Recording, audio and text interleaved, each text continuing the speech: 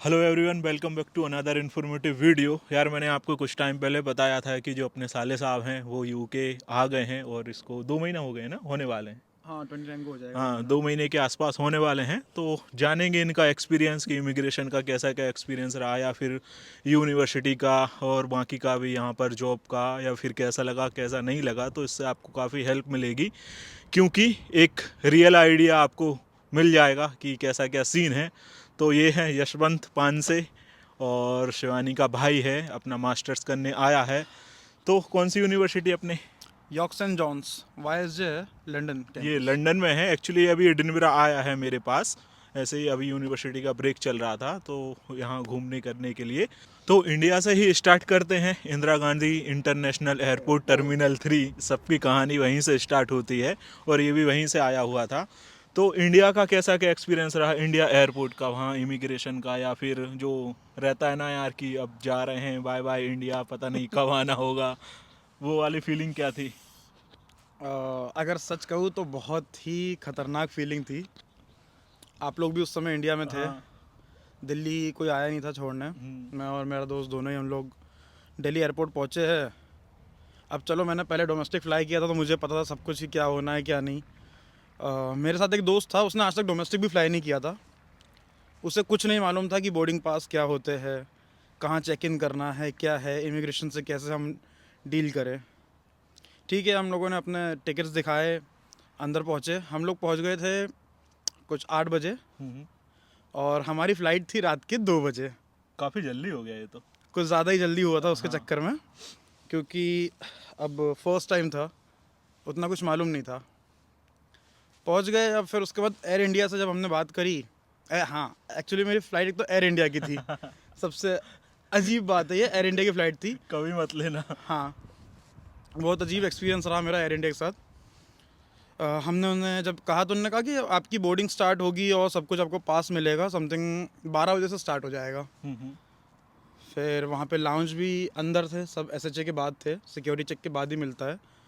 थोड़ा रिक्वेस्ट किया तो 8:30-9 बजे फिर उन्होंने, मैंने काफ़ी रिक्वेस्ट किया कि मुझे भूख भी लगी हुई थी। मैंने कहा अंदर जाना है, सारे लाउंज अंदर है, बोफे सब अंदर लगे हुए हैं, आप प्लीज़ करवा दीजिए। तो उन्होंने हमें, चलिए, डोमेस्टिक काउंटर से इंटरनेशनल चेक इन किया है फिर हम लोगों ने। अच्छा। हाँ, उनने स्पेशल, एक उनके सुपरवाइज़र ने हमारा करवा दिया, 2 लोगों का। हमारा कास्ट लेटर मांगा, हम लोगों ने दिखाया। उन लोग फोर्स करते हैं कि आप कास्ट लेटर अपना हार्ड कॉपी में दिखाओ। मेरे दोस्त के पास था, लेकिन मैंने दिखाया कि मुझे मेल आया हुआ है, आप मेल में देख लो, क्योंकि मेल एक ऑफिशियल मेल है वो, कास्ट लेटर। मैंने वो दिखा दिया, ऑफ़र लेटर दिखाया। ठीक है, उन लोगों ने मेरा पासपोर्ट देखा। अंदर गए हम लोग। इमिग्रेशन पे भीड़ थी, SHA पे काफ़ी भीड़ थी। इमिग्रेशन पे सिर्फ इतना पूछा मुझसे तो कि लंदन क्यों जा रहे हो। मैं बस कह दिया मास्टर्स के लिए। उन्होंने अपना ठप्पा लगा दिया, जाओ भाई यहाँ से, कोई दिक्कत नहीं है। उन्हें तो भेजना था, हम आ गए। SHA में चेकिंग आपको मैं बता दूँ, वहाँ पे लोग सोचते हैं कि नॉर्मल आपको जैकेट अपनी पहन के जा सकते हैं, नॉर्मल चेकिंग होगी। आपके बैग से आपको लैपटॉप, चार्जर, ईयरफोन तक आपको उस ट्रे में रखना पड़ता है। जितना भी इलेक्ट्रॉनिक सामान रहता है वो सब कुछ रखना रहता हाँ, है। आपके पॉकेट्स में कुछ नहीं होना चाहिए, बेल्ट भी नहीं पहन सकते आप उस SHA पे, वो भी आपको वहाँ स्कैन करवाना है। अगर आप बेल्ट पहन के जाओगे तो आपको फिर वापस भेजेंगे कि बेल्ट उतार के आओ। एक बार में आप पूरा क्लीन होके नॉर्मल कपड़ों में, फ़ोन तक आप वहाँ रख देना, चले जाना, वो पूरा स्कैन होके आएगा, आपको वापस मिलेगा। कई लोग वो जो जूते होते हैं, चेल्सी चेल्सी मेरे और, साथ वही हुआ था। हाँ, वुडलैंड के जो जूते होते हैं काफ़ी हार्ड, वो पहन के आ जाते हैं, लेकिन वो भी आपको स्कैन कराना है। नॉर्मल स्पोर्ट्स शूज़ कभी स्कैन नहीं होते हैं। मैं नॉर्मल था, मैंने लोअर पे ट्रैवल किया पूरा UK तक, तो मुझे प्रॉब्लम नहीं है। और कंफर्टेबल यही है कि आप अपने कार्गो लोअर इसी पे ट्रैवल करें जितना कंफर्टेबल हो पाए। जीन्स वीन्स और ये फैशन ढमकाना, हम्म। कोई वो नहीं है, सेंस नहीं है फ़्लाइट में उसका। फिर फ्लाइट का क्या एक्सपीरियंस था? Air India. एयर यार इंडिया, अभी देखो यार, ऐसा बोलना नहीं चाहिए, पर ठीक है, अभी कंडीशन एयर इंडिया की सच में ख़राब है, लेकिन आने वाले साल में ना एयर इंडिया बहुत सही हो जाएगा, क्योंकि अब रतन टाटा के हाथ में आ गई है, तो एयरलाइंस ठीक हो जाएगी। तो यूके लैंड हुए तो यूके की इमिग्रेशन पे क्या एक्सपीरियंस रहा, क्योंकि सबसे जो मेन क्वेश्चन रहता है ना, वो यही रहता है, और सबको डर भी यही रहता है कि क्या होने वाला है। UK इमिग्रेशन आपके किस्मत पे डिपेंड होता है सब कुछ।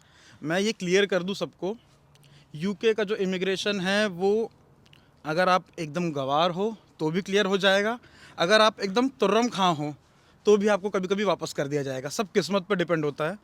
अब मुझे इमिग्रेशन क्लियर करने में 15 से 20 मिनट लग गए, और वही कई लोग सिर्फ 2 मिनट में वापस हो जाते हैं, कोई प्रॉब्लम नहीं होती है उनसे। सिर्फ अब कई नॉर्मल इंडियंस बैठे होते हैं, इंडियन मूल के हमारे वहाँ ब्रिटिश, इंडियन मूल के ब्रिटिश जो होते हैं वो बैठे होते हैं इमिग्रेशन काउंटर पे। नॉर्मल पूछेंगे आपसे, यूनिवर्सिटी का नाम पूछेंगे, डेट ऑफ बर्थ पूछेंगे, और भैया ठप्पा लगा दिया, जाओ। और हो गया।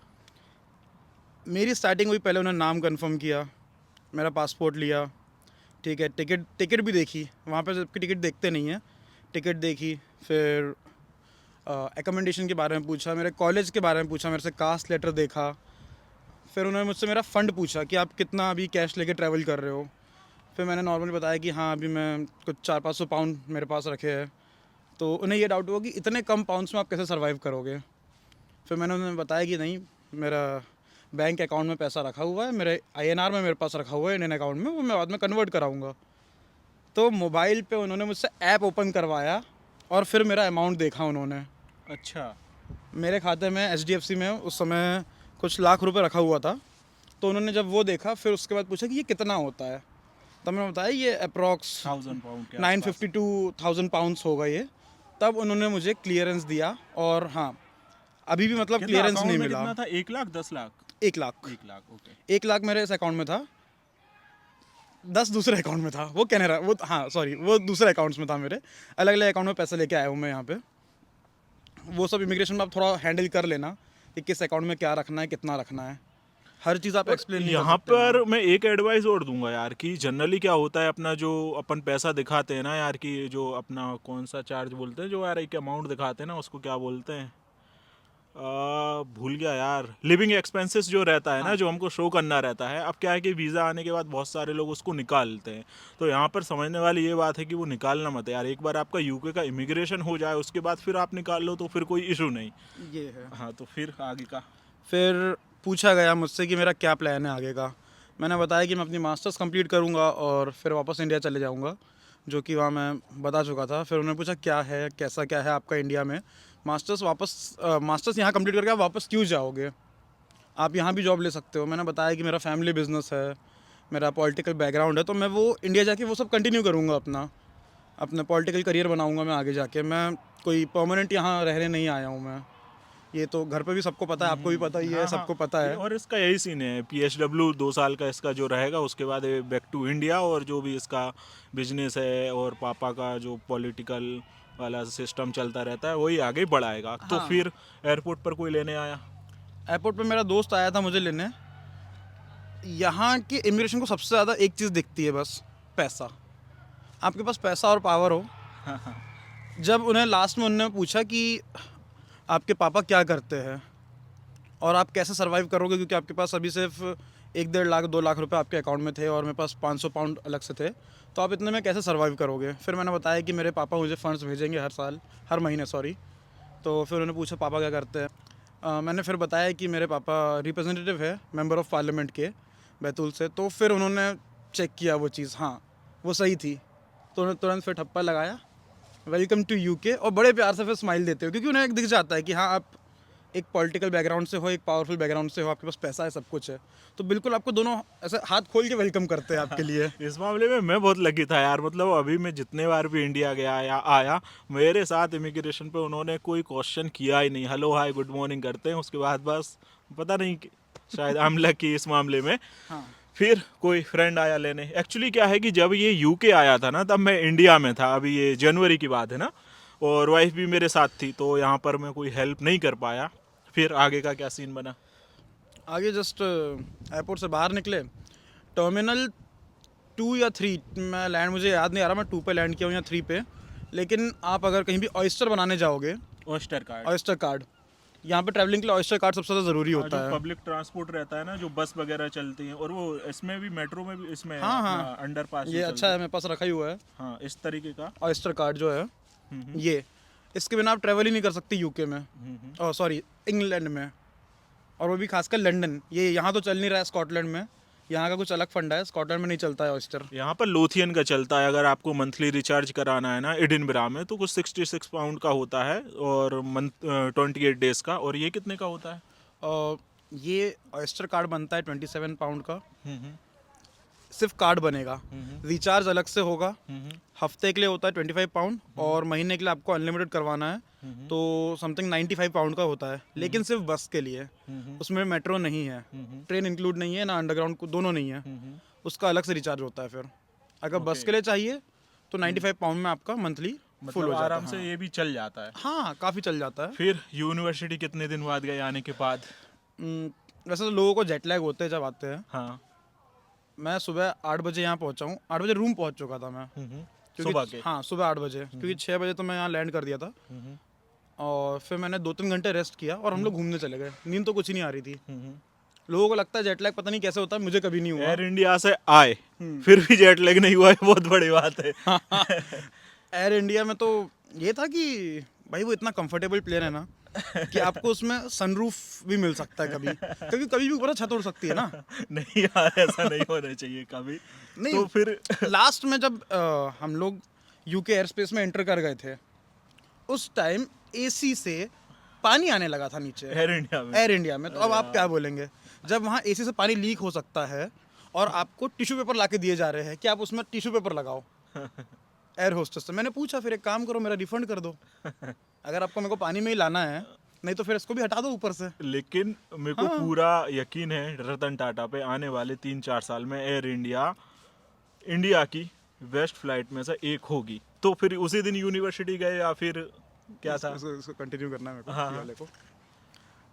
यही देख के, सिर्फ सर रतन टाटा की वजह से मैंने सोचा कि एयर इंडिया बदल चुका है, और सिर्फ उनके नाम पे मैंने टिकट की थी, क्योंकि मुझे दूसरी एयरलाइंस में नहीं जाना है। मुझे अपने कंट्री के लिए अपना एयर इंडिया ठीक है। और जब से पता लगा कि रतन टाटा के सर के पास है, भाई मैं अभी जिस कंडीशन में उसमें भी ट्रैवल करूँगा, और मुझे पता है कि साल भर में वो नए 1000 प्लेन लाने वाले हैं इंडिया में, सर रतन टाटा। तो मैं ऑर्डर किया उन्होंने? फ्यूचर में भी उसी में ट्रैवल करूँगा, चाहे वो जो भी कंडीशन रहे मेरे साथ। सही है। मैं ट्रैवल सिर्फ एयर इंडिया में करूँगा, ये है मेरा। तो फिर उसी दिन यूनिवर्सिटी गए? यूनिवर्सिटी में नेक्स्ट डे गया था। तो उसके पहले बीआरपी लिया होगा पोस्ट ऑफिस से? बीआरपी नहीं, बीआरपी भी उस दिन नहीं आया था मेरा। मैं बीआरपी मेरा स्ट्रेटफोर्ड पोस्ट ऑफिस पे आया हुआ था। तो मैं नेक्स्ट डे वहाँ पहुँचा पता करने, तो उन्होंने कहा कि 1 हफ्ते बाद मिलेगा। मेरा बीआरपी लेट हुआ था 1 हफ्ते। अच्छा। फिर हम लोग वहाँ से कॉलेज गए। लिवरपूल स्ट्रीट से मुझे चेंज करना पड़ा मेरी ट्रेन, पहले स्ट्रेटफोर्ड के लिए जहाँ पोस्ट ऑफिस है, फिर वहाँ से दूसरी ट्रेन लेके हम लोग ईस्ट इंडिया गए। ईस्ट इंडिया में मेरा कॉलेज है, वाईएसजे यॉर्क सेंट जॉन्स का लंदन ब्रांच जो है वो ईस्ट इंडिया में है। तो यूनिवर्सिटी में सबसे पहले कहाँ रिसेप्शन, या फिर ऑलरेडी फ्रेंड्स थे, वहाँ का क्या एक्सपीरियंस रहा? यूनिवर्सिटी का तो बड़ा हटके और अलग एक्सपीरियंस रहा, अगर सही कहूँ तो। जब हम नीचे गए तो रिसेप्शन पे पहले पूछा कि आप किस यूनिवर्सिटी से, क्योंकि वो सेम बिल्डिंग में 6 यूनिवर्सिटी है। क्या बात कर दी? हाँ जी, उस अच्छा। बिल्डिंग में 6 यूनिवर्सिटीज़ है, और ये सब ब्रांचेस है। एक्चुअल अगर वाईएसजे आप देखेंगे तो ये बहुत बड़ा कैंपस है। एक्चुअल वाईएसजे का बहुत बड़ा कैंपस है, बट ये है, ये ब्रांच है। मैं वहाँ पहुँचा, उन्होंने टेम्प्रेरी आईडी कार्ड हमें दे दिया। टेम्प्रेरी आईडी कार्ड स्कैन करा, गेट ओपन हुए, वहाँ गए। 6th फ्लोर पे हमारा था, एनरोलमेंट हुआ, सब कुछ हुआ। फिर बीआरपी का पूछा तो हमने बताया कि बीआरपी अभी आया नहीं है। 1 वीक के बाद आया? हाँ, तो जो पासपोर्ट पे विग्नेट रहता है, विग्नेट के बेस पे हम लोगों ने मेल किया, अपना एनरोलमेंट किया, और फिर हमें आईडीज़ मिले, हमारे कॉलेज आईडी मिले। और फर्स्ट डे हमने अपना इंडक्शन अटेंड किया था वहाँ पे। तो समथिंग मेरे क्लास में अगर मैं कहूँ ब्रिटिश, तो 3 या 4 स्टूडेंट है जो ब्रिटिशेस है, इंग्लिश है और स्कॉटिश है। बाकी सब एशियन? बाकी हाँ, कम से कम 40 से 50 पाकिस्तानी स्टूडेंट है अरे बाप मेरे रे। साथ, और नेपाली होंगे कम से कम अराउंड 50 to 80। नेपाली ज़्यादा है? हाँ जी, नेपाल और बांग्लादेश से इस बार बहुत, नेपाल से बहुत ज़्यादा एडमिशन हुए हैं वाईएसजे में। इंडिया से हम लोग कुछ 40-50 लोग हैं इस एमबीए में। एमबीए विद प्रोफेशनल एक्सपीरियंस, जो कि 2 साल का होता है। एमबीए जो हमारे इसमें सिंगल साल का है, विद प्रोफेशनल एक्सपीरियंस 2 साल का है। एमएससी में अलग है, नेपाल और बांग्लादेश से, पाकिस्तान से और इंडिया से। ये सिर्फ मैं इतना बता रहा हूँ। और कुछ अगर थर्ड माइनॉरिटी की बात करूँ तो फिर हमारे पास अफ्रीकन्स है, अफ्रीकन कॉन्टिनेंट के भी हमारे कॉलेज में है। तो ये तो चलो क्लास का एक्सपीरियंस हो गया, लेकिन जब 1 हफ्ते बाद जब बीआरपी लेने जाना हुआ, पोस्ट ऑफिस से मिला हुआ ना, तो वहाँ क्या डॉक्यूमेंट्स लिए, क्या हुआ वो? कुछ नहीं, नॉर्मल स्ट्रेटफोर्ड पोस्ट ऑफिस गए, अपने मेल आता है जो अपने पास वीज़ा की तरफ से, उसमें सारा एड्रेस रहता है। वहाँ पोस्ट ऑफिस पे चले गए, पहले पता नहीं था कि यहाँ पोस्ट ऑफिस ऐसे होते हैं, बिल्कुल सुपरमार्केट टाइप के, और लाइन लगती है वहाँ। तो फिर एक ने हमें गाइड किया, हम लाइन में खड़े हो गए, हमारा नंबर आया, विंडो पे गए, उन्हें बताया बीआरपी के लिए, तो नाम पूछा उन्होंने, ठीक है, बस नाम पूछा और अंदर गए। वहाँ पे मेरा बीआरपी उठा के लाए और ना पासपोर्ट देखा ना कुछ देखा। अच्छा। बीआरपी, हाँ सॉरी, मेल देखा था उनने मेरा, और बीआरपी हैंड ओवर कर दिया और अब जा सकते हो। वहाँ बीआरपी का किस्सा ख़त्म हो गया। बीआरपी फिर कॉलेज लेके आना, कॉलेज में उसको स्कैन कराना पड़ता है, वहाँ ये हुआ। फिर चालू हुआ है कॉलेज का असली, जो कि इलेक्शंस थे मेरे कॉलेज में। कॉलेज के इलेक्शंस आ गए, फिर हम लोगों ने फर्स्ट ईयर वालों ने कुछ, इस बार 7 या 8 इंडियंस है जो हम लोग जीते हैं, और जो इस बार का हमारे स्टूडेंट यूनियन के प्रेसिडेंट बने हैं वो है अविनाश चौधरी, जो नेपाल से है। अच्छा। हाँ, शिवरात्रि का दिन था 8 तारीख, तब हमारा रिज़ल्ट यहाँ अनाउंस हुए है। कुछ एक हफ्ते हमारी कैंपेनिंग चली है अच्छी खासी, और एज एन इंटरनेशनल ऑफिसर के लिए मैं खड़ा हुआ था पोस्ट पे, तो ऊपर वाले की दया से वो भी मैं इलेक्शन जीता हूँ यहाँ ये पे। जीत गया है। लेकिन आप पोस्ट ऑफिस अगर जाते हो ना अपना बीआरपी कलेक्ट करने, तो अपना पासपोर्ट लेकर जाना, क्योंकि जब मैं गया था अपना बीआरपी कलेक्ट करने तो मेरे से उन्होंने पासपोर्ट भी लिया था, और एक जब आपका वीज़ा आता है उसके साथ एक लेटर आता है, वो भी उन्होंने मेरे से मांगा था कि वो लेटर कहाँ है। तो लेकर तो आप जाना, अगर वो लेते हैं तो ठीक है, नहीं लेते हैं तो इट्स ओके, लेकिन लेकर जरूर जाना। तो ये तो चलो यूनिवर्सिटी का एक्सपीरियंस हो गया, इमिग्रेशन का हो गया, सब कुछ हो गया। अब बचा जॉब का। पार्ट टाइम जॉब का क्या सीन है और कैसे सर्च करना है, कितना हार्ड है, या फिर कैसा क्या उसका एक्सपीरियंस रहा। एक्चुअली ये मैं काफ़ी बार बता चुका हूँ, मैं जो भी मेरा एक्सपीरियंस रहा, लेकिन अभी क्या है कि ताज़ा एक्सपीरियंस बताओ। मैंने ये बहुत बड़ा एक फ़र्क देखा है स्कॉटलैंड में और इंग्लैंड में, क्योंकि जो यहाँ का एक्सपीरियंस है, तो मैं यही कहना चाहता हूँ, Scotland is not for beginners. आप स्कॉटलैंड अगर डायरेक्ट आ रहे हो तो बहुत बड़ी गलती कर रहे हो। स्कॉटलैंड की जो हवा है ना, ये चुभती है। आप इंग्लैंड में, लंदन में सरवाइव कर सकते हो, स्कॉटलैंड में सरवाइव करना बहुत मुश्किल है। मैं यहाँ की महंगाई देख चुका हूँ। यहाँ पर बहुत कॉस्टली है सारी चीज़ें, लाइक इंडियन फूड भी अगर आप लो, या फिर कुछ भी ऐसा है कि यार अगर इंग्लैंड और स्कॉटलैंड को कंपेयर किया जाए ना, तो स्कॉटलैंड एकदम रॉयल है, और उससे काफ़ी, जैसे कि यार इंडिया पाकिस्तान ले लो मतलब यार पाकिस्तानी लोग प्लीज़ बुरा मत मानना यार, लेकिन ऐसा ही हिसाब किताब है। चलो मान लो कोई बात नहीं, बुरा मान लो, कोई दिक्कत नहीं है ठीक है। अब अगर जॉब की मैं कहूँ आपको, बारिश आ गई यार। हाँ, तो जॉब का क्या सीन? जॉब का अगर मैं आपको कहूँ, अगर आप में टैलेंट है, हिम्मत है, आपको जॉब इजीली मिल जाएगी। लोग इंडिया में बैठे बैठे ये सोचते हैं कि यार बंदा यहाँ से गया है इतने पैसे लगा के, बर्तन धो रहा होगा, साफ सफाई कर रहा होगा, मतलब एक मेंटेलिटी बन गई है कि इंडियन यहाँ पे आके यही कर सकते हैं। भाई मैं आपको बता दूँ, ऐसा नहीं है। जो लोगों को वहाँ से एक डीमोटिवेट किया जाता है बैठे बैठे, कि आप यहाँ आओगे तो आपको झाड़ू लगाना है, पोछा लगाना है, रेस्टोरेंट में काम मिलेगा, ये सब नहीं है। आप अगर पढ़े लिखे हैं, आपके पास एक्सपीरियंस है, और चलो ठीक है आपके पास अभी कोई नहीं है, कुछ एक्सपीरियंस नहीं है, कुछ नहीं है, थोड़े दिन आपने कर लिया कोई काम, वेटर हो गया, कुछ हो गया, आप प्रमोट हो गए टिल पे फिर एक ना एक दिन। ये है, टाइम के साथ फिर सेटलमेंट तो हो ही जाता है। बाकी जॉब किस टाइप की मिलेगी, it's totally depends on your experience, your knowledge, your background, हाँ ये सबसे और आप main है। कितना मेहनत कर रहे हो, और आपका क्या लक है यार, ये भी है, क्योंकि लक भी बहुत मैटर करता है। तो लेकिन जॉब की शॉर्टेज तो है यार आज की जॉब डेट में। की शॉर्टेज बहुत सारा, बहुत ज़्यादा है। मैं अगर आपको बता दूं, अच्छे अच्छे लोग यहाँ पे आके ये कह रहे हैं कि भाई मुझे झाड़ू पोछे का काम दे दो, क्लीनिंग का दे दो, कुछ भी दे दो, कुछ बस भी दे दो, हम बस दे दो, हम हर तरीके का काम करने को तैयार है। मैं एक ही चीज़ कहूँगा, कैश पे और इलीगल काम बिल्कुल मत करना। क्योंकि बहुत टाइट सीन टाइट हो गया यार है, आजकल अगर का। पकड़ा गए 10 साल के लिए बैन हो जाओगे, सीधे डिपोर्ट कर दिए जाओगे, बिल्कुल मत करना। मैंने, अगर मैं आपको सही बताऊं तो मैंने भी बहुत जगह अप्लाई किया, लेकिन फाइनली, और मैंने काम कहीं नहीं किया, मैं कहीं भी जाके कहीं वेटर का काम नहीं किया, ना मैंने कुछ किया। एज एन अकाउंटेंट मैंने ज्वाइन किया। अब वो आप किस्मत कह लो, लक कह लो, या जो कह लो, मैंने एज एन अकाउंटेंट ज्वाइन किया, और अच्छा पे, सब कुछ, एक ऑफिस जॉब जो कि मुझे मिल गई। किस्मत है, हार्डवर्क भी है, सब कुछ है, बट हाँ हो जाएगा। लेकिन ये है यार, स्टार्टिंग में अगर कुछ भी करना हो ना, हाँ। तो कर लेना, क्योंकि यार आपको आपका खर्चा निकालना है, आपकी लाइफ है, आपको कहाँ ले जाना है ये आपके ऊपर डिपेंड है। लेकिन कुछ भी हो कर लेना, थोड़े टाइम बाद ना सब सेटल हो जाता है, बाकी आप पर डिपेंड करता है कि आप अपनी लाइफ को कहाँ ले जाना चाहते हो। तो ऑल ओवर ये था हाँ। हमारे यशवंत पानसे जी का एक्सपीरियंस। अभी तो ये स्कॉटलैंड में है और बारिश बहुत तेज़ हो गई है, तो इस वीडियो को अभी इधर ही ख़त्म करते हैं और एज़ यूजुअल मिलते हैं बहुत जल्द नेक्स्ट वीडियो में। तब तक अपना और अपनों का ख्याल रखिएगा। Bye bye. चलो। एक्चुअली बारिश आने लग गई तो यहाँ पर आकर खड़ा हो गया। एक्चुअली यशवंत पानसे जी थोड़ा सा कुछ और बताना चाह रहे थे। नहीं, बस मैं यही कहूँगा कि आप लोग ये मत सोचो कि जॉब्स जैसी भी है, मैं बोल रहा हूँ करो। हाँ, जॉब आपको जो मिल रही है स्टार्टिंग में करो, प्रमोट हो गए यार लो ये भाई, तो ना क्या ही तो हो रहा है यार। स्टार्ट हो गया है। और स्पेशली लंदन और इंग्लैंड के लिए ये तो चलो, ये चैनल स्कॉटलैंड का है, यूके की सारी अपडेट मिलती है यहाँ पे आपको।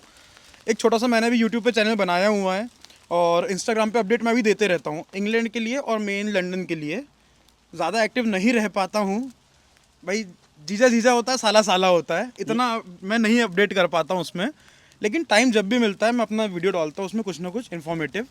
और चैनल का नाम है बड़ा ही अजीब सा, मतलब मैंने वो कुछ ऐसा थिंक नहीं करके रखा है, गुरु भाई यूके वाले। आप सर्च करेंगे गुरु भाई। मैं आपको लिंक डिस्क्रिप्शन में दे दूंगा, तो लिंक डिस्क्रिप्शन में मिल जाएगी। इसको सब्सक्राइब कर लेना यार, इसको चैनल को। अगर अपडेट अच्छा दे तो रखना कंटिन्यू, और अगर नहीं देता है तो अनसब्सक्राइब कर देना बाद में। मोए मोए मत करना मोए मोए हो जाएगा मेरे साथ। ओके।